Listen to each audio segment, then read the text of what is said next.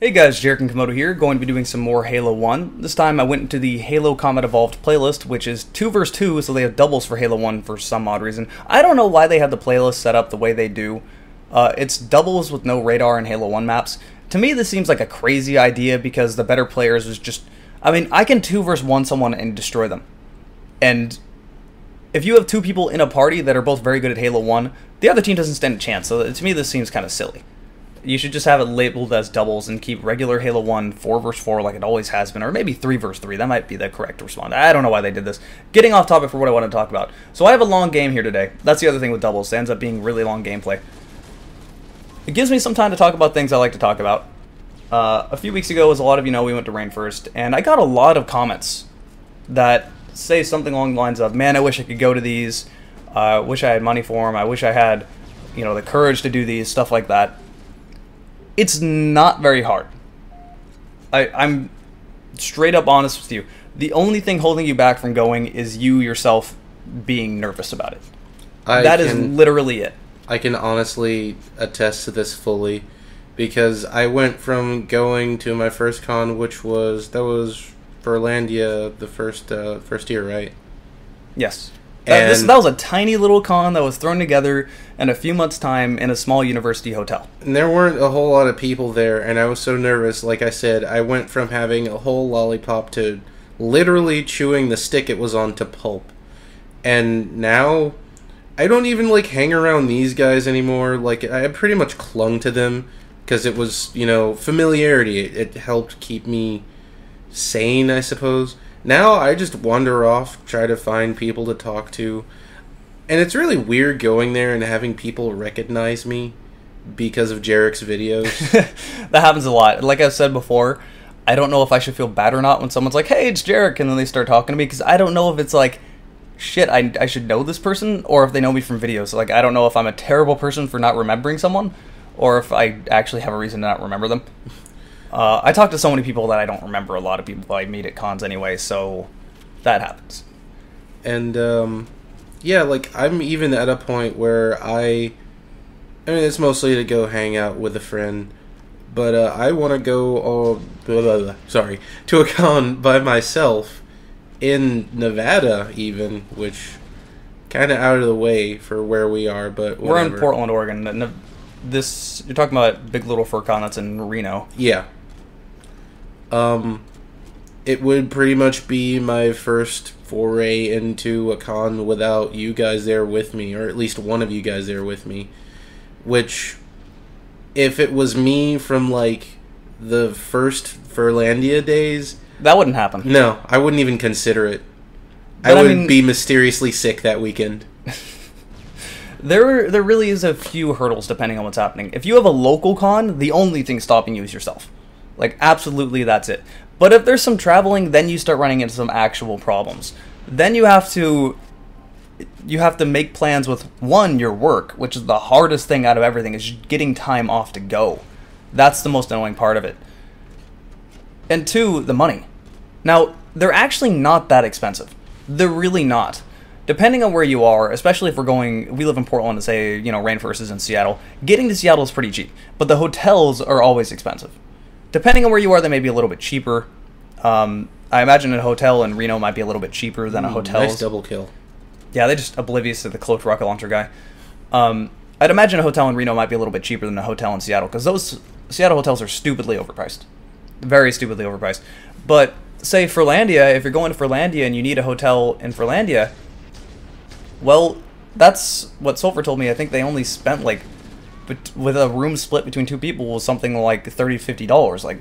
Compared to what we spent at Rainforest, that's nothing. Yeah, really. That's really not a lot of money. And as far as the con itself, registry is always around $30 to $45. It's not expensive. So, this sounds a lot. I'm rambling numbers off from the top of my head. But note that if you plan accordingly, at least 6 months ahead of time, you will have money, you will have free time. That's the biggest thing, is make sure you put in your hours, your requested days off as early as possible. And stay on top of your management. Yeah, and harass them about it. Otherwise, you won't get those days off. So make sure you do that, and make sure you save up money, and then you'll be good to go. After that, you have a few things that happen. The first one is now you're at a con, first time you've ever been to a con, you know no one. You absolutely are alone. But you being alone is only because of yourself. You being alone is only because you are nervous and not going out of your way to talk to people. People there, when you first go to a con, people have this assumption that, like, there's cliques all over the place. And people are talking in groups because this is a closed group and they have friends and they don't want anyone else, like, interfering. That's not how it works. People are completely okay with you jumping in and just talking. I mean, the first year at Rainforest, I really didn't know anyone. And now at this point when I go to Rainforest, keep in mind the first year at Rainforest, well, I did go forever ago, but the first year at Rainforest was only a few years ago. It was 2013. I didn't really know anyone there aside from the people that I, came up from Portland that I knew locally, which, I know quite a few people locally, but not everyone went. So it wasn't too many people. But within that area, I really didn't know anyone. The next year, I had people all around me. Just 1 year later, I always had groups around me. I mean, you can attest to this, and the same thing pretty much applies to you. There's always someone around you at any given moment now. Yeah. Because, you really just have to go talk and get out of your shell a little bit. That's really all you have to do. Oh, Voodoo Donuts helps. That's actually how someone recognized me from, I think that was the first year of Furlandia. It was two of them. They were going to the Voodoo Donuts truck, and all they had were, they had a debit card, and they only take cash. So I bought them donuts, and they know me, they remember me, and I remember them. So, people have these weird assumptions. Let's start with people that are quote-unquote popular. And a lot of times they're not even popular. No one is really that popular. Let's talk about the fandom in general. The fandom is really not that big. Especially when it comes to conventions. It's big enough for a vast majority of people to not know each other. At least directly. But it's small enough to be pretty small. Like, when people think of a con, they think of, 10,000, 20,000, up to 70,000 people. They think big con. When it comes to the fandom, the largest con possible is Anthrocon. That's a little over 6,000 people. Rainforest is the 5th largest con. Last year was only 2,700. So, it's really not as big as you think. A small con, a lot of local small cons only have around 300, 500 people. So maybe those are usually a little slower paced. Maybe those are the ones you should look at. Those are the ones you might want to go to try to get used to it. But, eventually you're just going to have to go in balls deep. Eventually you're just going to have to go to a huge con and get used to it. You found that way more amusing than it should have. It's been a very dirty night. I don't want to know. Okay. All I'll say is he was out drinking with someone earlier. That's all I'm going to say. But, yeah, no one's really that popular. And people get intimidated a lot by people that are well known within the community itself. These people are well known in the community for numerous different reasons. They may be a good artist that people watch their stuff online. They may be, a situation like me. I'm not going to say I have no creative talent, but I have not attempted to harness that quote-unquote creative talent in any way whatsoever. I can't draw to save my life. I'll say you have no creative talent. Wow, thank you. No matter what I see in my head, I have no ways of getting that down on paper. So that's not why people know me. Sure, I make videos, so I guess that counts. But people mainly know me just because I'm constantly out there doing stuff. And a lot of people do know me from the videos itself, but they know me because of the videos I have made at the cons. If they're into Airsoft, they know me, but really isn't the case vast majority of the time. They only know me just because of the videos I made at the cons.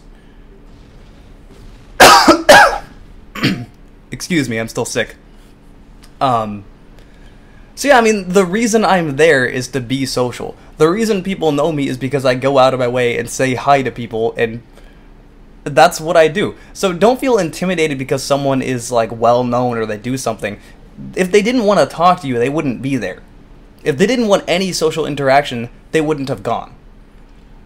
And, even I'm starting to realize that because, well, funny enough, someone who I felt was popular, I go and I talk to them and I end up making friends with them, And I go to my other friends who are furs, and I go, hey, I met such and such. And they go, who? I'm like, oh, okay. And there are quite a few people at, Rainforest that are pretty well-known artists. I mean, the first thing I saw when I walked into Rainforest by registration was Strega sleeping in the chair by registration because he hadn't gotten the keys yet to get into his hotel, so he was waiting for someone to show up, and he just flew in and he was freaking tired. So I gave him a lot of shit for that, talked to him a bit. Never really talked to him before, I knew who he was, clearly. But, whatever, I just started talking to him. Talking to him like I already knew who he was, whatever, it's not really a big deal. Introduce myself, you talk, it's not, that's it.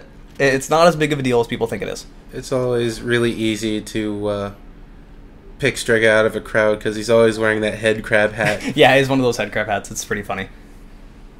I mean, another example, and this is a perfect example because when you talk about it, you realize how silly it is. A lot of people feel this way about Sulfur. If you're on FA, you might know who Sulfur is because he's a complete art whore. He commissions art all the time, and I give him a lot of shit for it because you probably should be worrying about your priorities. You're in college, you're working, you don't have that much money. You should probably be spending your money on something other than art at that point. Food. Yeah, that's kind of important. I like living. So, I give him a lot of shit for that, but, people seem to think that people that have a lot of art have this, stature by them. They don't.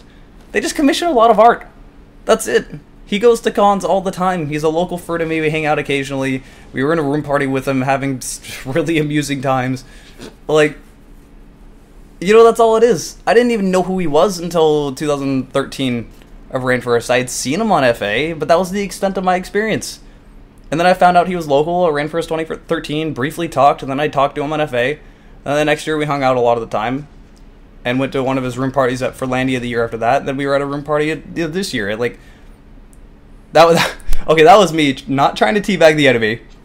That was me signaling to my teammate, nice shot, because he managed to rocket that guy 5 feet away from me without even hurting me.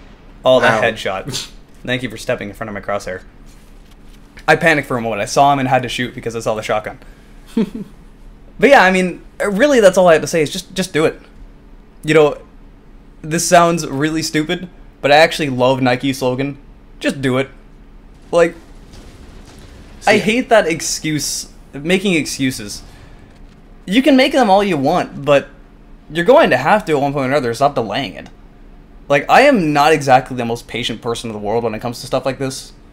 Which is amusing, because when it comes to actually just people, I am generally pretty patient. But when it comes to getting something done, I'm impatient. Don't hesitate, just do it. I mean, honestly, that's not the worst that could happen, but unless you're just dealing with a complete asshole, the worst that could happen is nothing. Yeah, that's the other thing. Like I was mentioning in previous videos, barrier of entry is very low. It's fairly low cost with the exception of traveling in hotel, depending on the situation, but a lot of people, you do have a con in your area.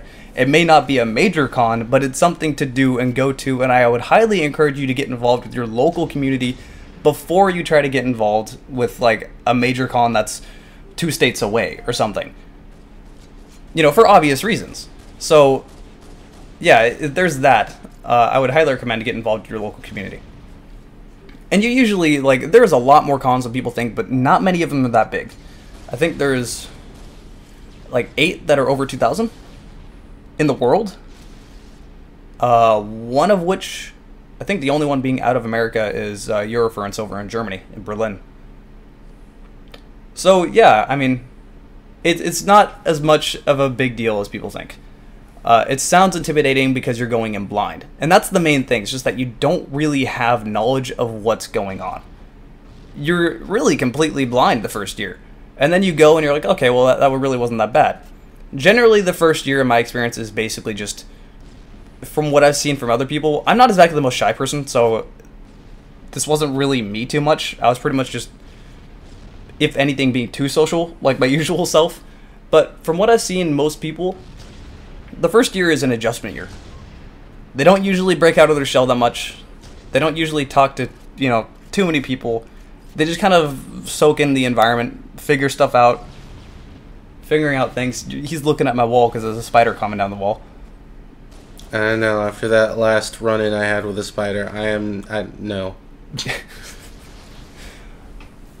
I lost my train of thought now thanks to that.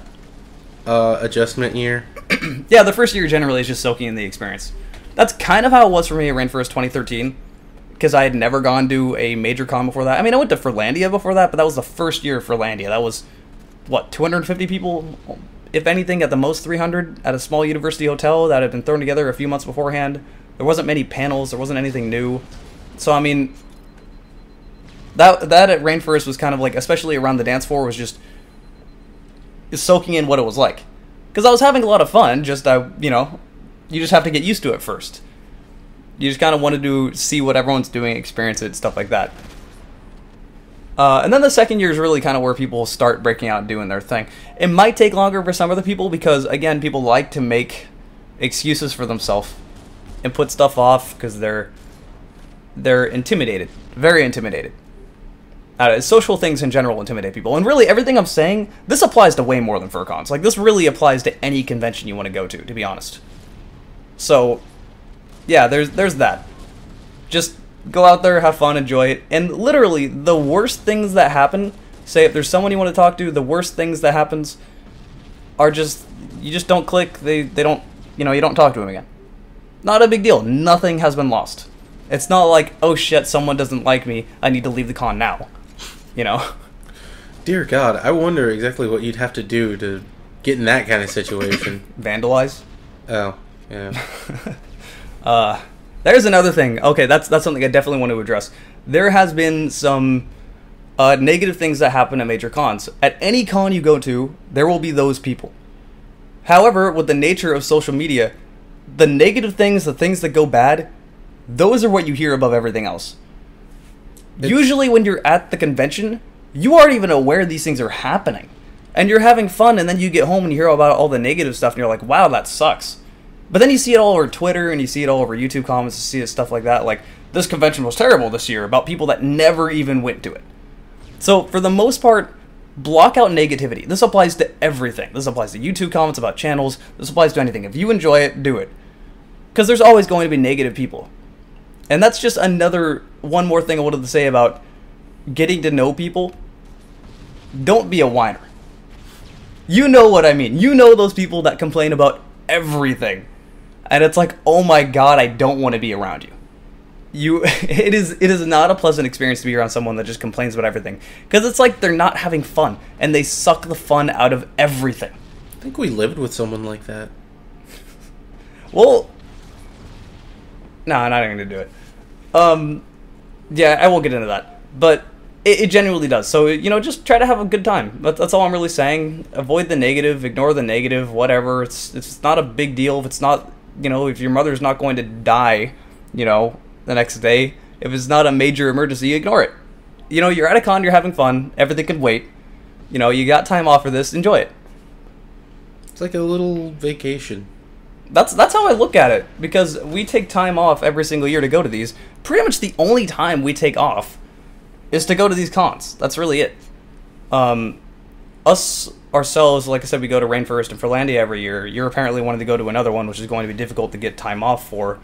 I'm not entirely opposed to going, but, like, you know, that's more planning you need to do. And personally, if I'm adding another con of the cons I want to go to is definitely Vancouver, because like I've said, I'd rather go to local, which Vancouver isn't really local to me, neither is Seattle really, but it's within the same region, still within Cascadia. So that's, yeah, ignore the teabagging. I'm so mature. You know, that's the thing I want to expand to before I really start going to, like, say, like, Anthrocon or stuff like that. So, just go. That's really it. That's all I really want to say. Just go to it, because I get a lot of comments like that. A lot of people that are, like, worried about wasting money or losing money or, you know, just in general nervous. A lot of them are excuses you're making up. Like, to put it as bluntly as possible, as rudely as possible, a lot of them are excuses. You just need to go out and have fun. If you waste money at a con, it's most likely going to be on, like, crap food. If you're wasting money doing things you enjoy, that's not a waste of money. That's money well spent. I'll give you that. So there's been another video talking about cons. I made a lot of these. Hope you guys have enjoyed it, and we'll see you later.